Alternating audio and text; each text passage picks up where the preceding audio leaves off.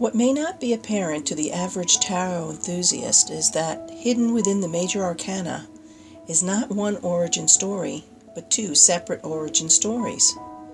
One story is the origin of life itself, and the other story is the history of the human race.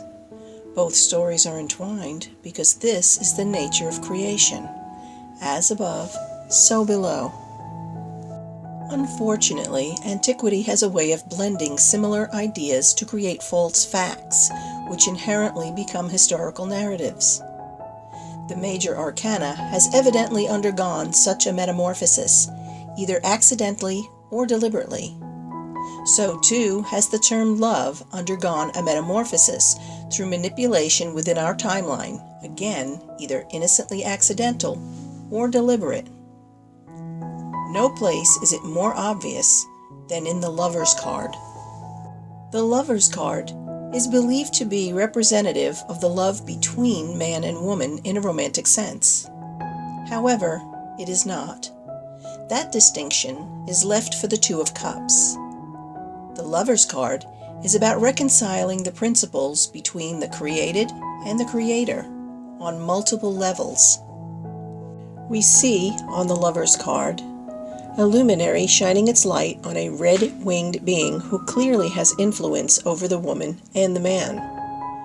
Notice that the red-winged being is the same color as the luminary, which would indicate that the being comes from that luminary. Upon his head are the same flames that come from the tree behind the man. The number 6 divided by 2 equals 3. 3 is a holy number, but it's also a prime number. A prime number is a whole number that is only divisible by the number 1 and itself. A prime number has only two factors, so it's not the product of two smaller numbers. The number assigned to the woman is already given in a previous card. The Empress is Eve, the mother of sinners. Her number is 3. So this card is showing us that the woman and the man are the prime numbers that equal the number 6. In the Bible, creation took 6 days, culminating with the creation of man and woman.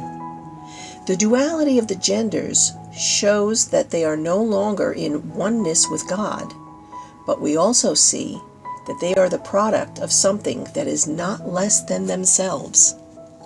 Between the figures is a mountain. We know that mountains represent consciousness as shown on card number 4, the Emperor. At the foot of this mountain is an intricate and winding road. It shows that the path is not obvious or clearly defined. Behind the figure of woman on the Lover's card is the tree of knowledge of good and evil. It is this tree that God told Eve to never eat from. We know from the book of Genesis that it was at the suggestion of the serpent that Eve did eat from the tree. So, what did she come to know, and who is it that she came to know it with? It was only after Eve came to knowing that she shared that knowing with Adam. Behind the man is the tree of life. This is the tree that God needed to hide from the man and the woman now that they were knowing. However, when a man and a woman know each other, biology proves that in most cases they are capable of creating a new life. So why would God need to hide this tree? Could it be that God needed to prevent man and woman from discovering the true origin of their tree of life? When the Lover's card appears in a reading, there is almost always a moral dilemma that needs to be resolved by making a choice. We make choices either with our head or with our heart, but it will never be to the satisfaction of both. These two opposites can never be reconciled in the flesh. There will always be a sacrifice to one or the other aspect. Love is, by definition, unconditional acceptance.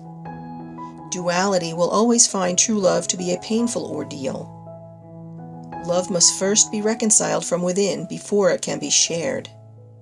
It is only through love that we, as humans, are able to transcend bondage and become infinite.